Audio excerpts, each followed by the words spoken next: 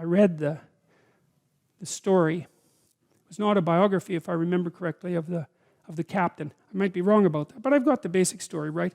Well, they had a shipwreck in the Antarctica. And then they were there for a whole year in the Antarctica, you know? And none of them died, not one. He didn't lose a single man, not one. He kept their morale high. And then they took this boat that was on the ship, and they crossed like 400 miles of the roughest ocean, the roughest frigid ocean in the world, right? You don't go in that ocean. And then they went to an island, and they walked across the island, across these mountains that no one else has ever climbed since. And they went to the city on the other side of the island, and they got a boat, and they went and rescued their compatriots, and everyone survived.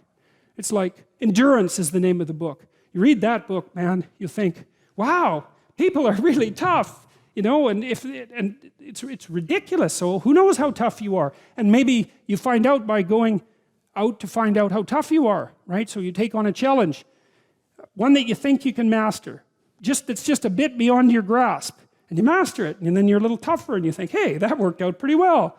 And so then you're more of a monster. And then you go out and you find another challenge that's even bigger, and you think, well, maybe I can do that too. And then all of a sudden you can, and you get a little bit bigger, and God only knows what the limit is of you. And you find out by pushing yourself against the world, and of course that's what Abraham is doing. And so, see, we're very pessimistic, us modern people. You know, we're pessimistic about humanity, that's for sure. Dismal, wretched, planet-destroying, cancer on the planet, right? As the Club of Rome described us so pleasantly back in the 1960s, you know? And I don't know, maybe we're ashamed of the Cold War. Maybe we're ashamed of all the destruction in the 20th century and the hydrogen bomb and the, you know, the continuing catastrophes of our societies. And we're deeply ashamed of that and ashamed of ourselves personally. But it's a hell of a thing to, you know, call us a cancer on the planet. There's just no excuse for that, because what you do with cancer is eradicate it. And I don't think that that's a very noble motive, personally. And I think it says a lot about the people who would use such phraseology, that they would dare to conceptualize humanity in that manner. But you know, it would be nice if we could be optimistic. And I think, again, the problem with being optimistic is that it's naive. So then the question is there an optimism that's not naive? And I think there is. And the optimism that's not naive is in just a visualization of how strong people can be. So one of the things that I tell people, I've told my students in my class, in Maps of Meaning, here's a goal. You want to be the person at the funeral of your father that everyone can rely on. How would that be?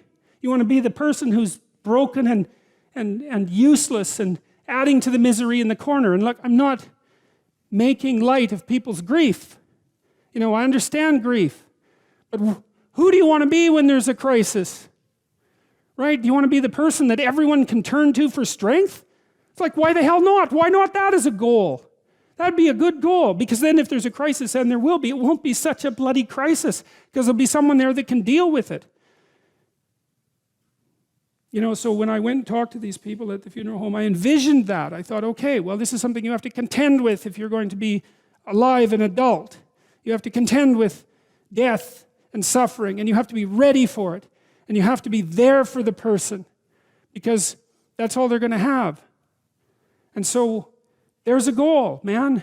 And in this time of nihilism, you know, it's what's the point of life?